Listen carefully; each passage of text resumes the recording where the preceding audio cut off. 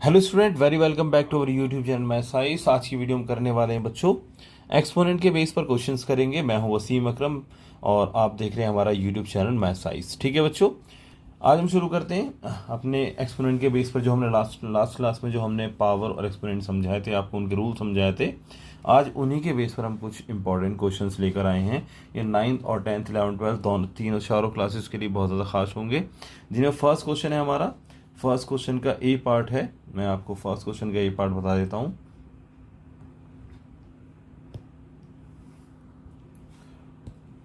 First question का ए part है जो हमारे पास है 64 की पावर हाफ। अगर कभी भी इस तरीके से पावर हाफ दे रखी हो या बटे में दे रखी हो या फ्रैक्शन आप बोलते हो उसमें दे रखी हो, तो ऐसे केस में आपको जो याद रखना है, ये जो आपका है डिनोमिनेटर यानी 2 जो है, आपको इसकी तरफ जाना है। ये जो 2 है, हमें क्या करना है, जो हमारा ये बेस है इसको 2 जितना यहाँ दे रखा है उतने ही फैक्टर करने हैं इसके।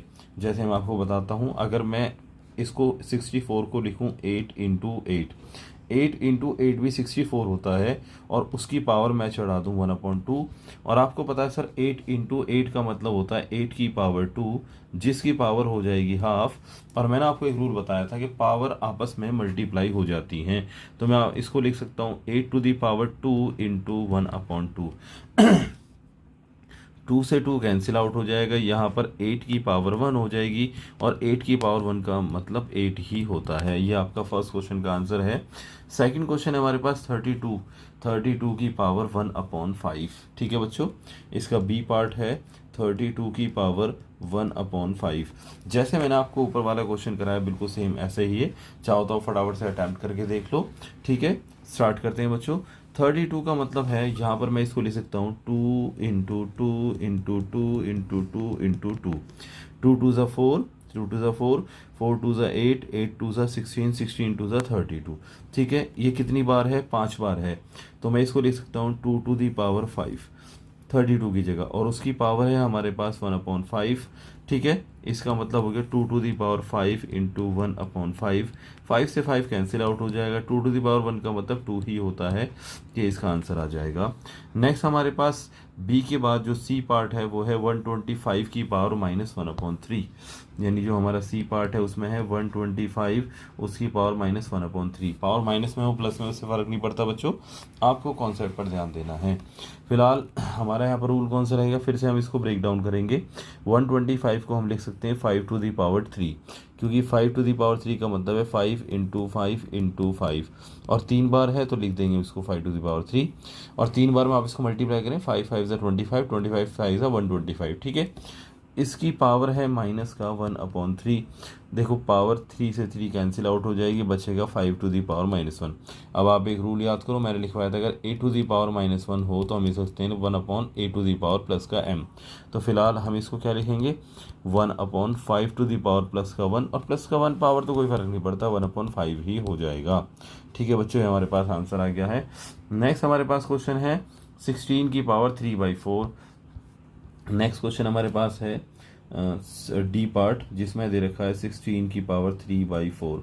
16 की पावर 3/4, तो 16 को हम लिख सकते हैं 2 to the power 4 और उसकी पावर 3/4। ठीक है बच्चों, अब क्या करेंगे, 4 से 4 कैंसिल आउट हो जाएगा, यहाँ पर हमारे पास बचेगा 2 और बचेगी पावर 3, और 2 to the power 3 का मतलब है 2 × 2 × 2, जिसका मतलब है 2 to the 4 to the 8, ये आपका 8 आंसर आ जाएगा। ठीक है बच्चों, हमारे पास नेक्स्ट क्वेश्चन क्या है, नेक्स्ट क्वेश्चन में हमें सिंप्लीफाई करना है, जिसमें फर्स्ट क्वेश्चन हमारे पास ये है 2 to the power 2/3 और 2 to the power 1/5। ये हमारे पास क्वेश्चन है, सेकंड का ए पार्ट है 2 to the power 2/3 into 2 to the power 1/5। ये डॉट का मतलब यहाँ पर इंटू ही है, मल्टीप्लाई ही है। ठीक है, इस डॉट का मतलब मल्टीप्लाई या गुणा है। अब आप यहाँ ध्यान से देखिए रूल कौन सा अप्लाई हो रहा है। रूल देखिए, यहाँ लिखा हुआ है 2 to the power 2/3, ये लिखा हुआ 2 to the power 2/3, और क्या लिखा हुआ है यहाँ पर 2 to the power 1/5। तो आपको एक रूल याद आ रहा होगा सर, कि अगर a to the power m हो into a to the power n हो तो पावर ऐड हो जाती थी, यानी a to the power m plus n हो जाता था। तो यही काम हम यहाँ करने वाले हैं।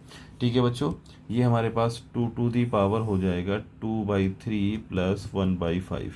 अब हमें इस फ्रैक्शन को सॉल्व करना है। ये जो हमारा फ्रैक्शन है इसको सॉल्व करना है, कैसे करेंगे? तो 2 टू दी पावर देखो 5 इंटू 3, 3 इंटू 5, इनकी आपस में मल्टीप्लाई कर ली। 5 की मल्टीप्लाई 2 से कर देंगे, 5 इंटू 2 प्लस 3 की 1 से कर देंगे, 3 इंटू 1। ठीक है, 5 to the 10, 2 to the power 5 to the 10 plus 3 divide by 3 पंजे 15, और ये हो जाएगा हमारे पास 2 टू दी पावर 10 और 3 13/15। यही है हमारा इसका आंसर। ठीक है बच्चों, ये आपको क्वेश्चन समझ आ गया होगा। हमारे पास जो नेक्स्ट क्वेश्चन है 11 की पावर 1/2 और 11 की पावर 1/4। ठीक है, इसको करने के लिए ये हमारे पास बी पार्ट है, 11 की पावर 1/2 डिवाइड बाय 11 की पावर 1/4। यही है ना क्वेश्चन, एक बार चेक कर लेते हैं। ये हमारे पास क्वेश्चन है। ठीक है बच्चों, तो क्वेश्चन को करने का तरीका मैंने आपको बता देता हूँ।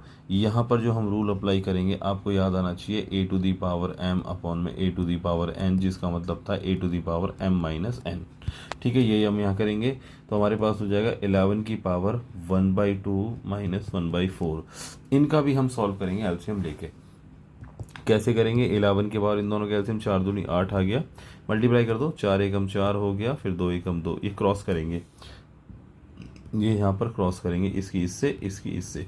तो 4 की 1 से करेंगे 4 आ गया, 2 की 1 से करेंगे आ जाएगा यहाँ पर माइनस का 2 आ जाएगा। ठीक है, और यहाँ पर हो गया 11 की पावर 4 में से 2 गया 2/8, 2 से काटेंगे 2 एकम 2, 2 चौक 8। यहाँ पर आंसर आ जाएगा 11 की पावर 1/4।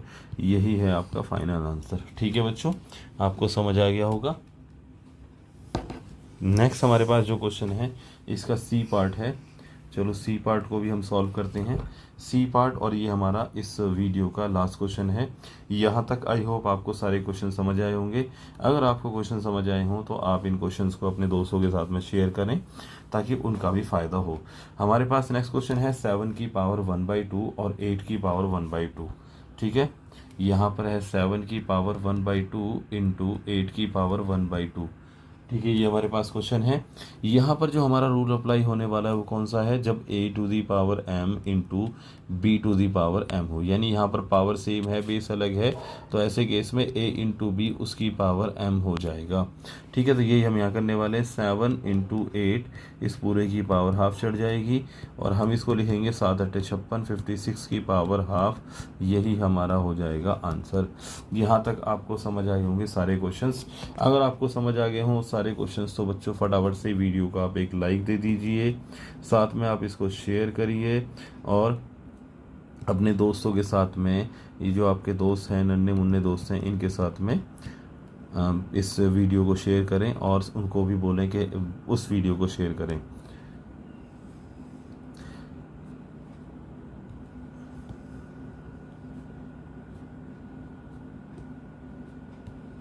तो बच्चों अगर आपको वीडियो पसंद आई हो तो बच्चों आप वीडियो को लाइक करें और अपने फ्रेंड के साथ में, जो आपके फ्रेंड्स हैं उनके साथ में इसको शेयर भी करें। अगर आप शेयर करेंगे तो उनके लिए भी फ़ायदा होगा और आपके लिए भी। और प्लीज़ जो बच्चे चैनल पर नए हैं वो चैनल को सब्सक्राइब करें ताकि उनको आने वाली इन्फॉर्मेशंस टाइम टू टाइम मिलती रहे। तो बच्चों इसी के साथ हम अपनी वीडियो ख़त्म करते हैं। Thank you very much. I hope आपको मज़ा आया होगा। Take care, bye bye.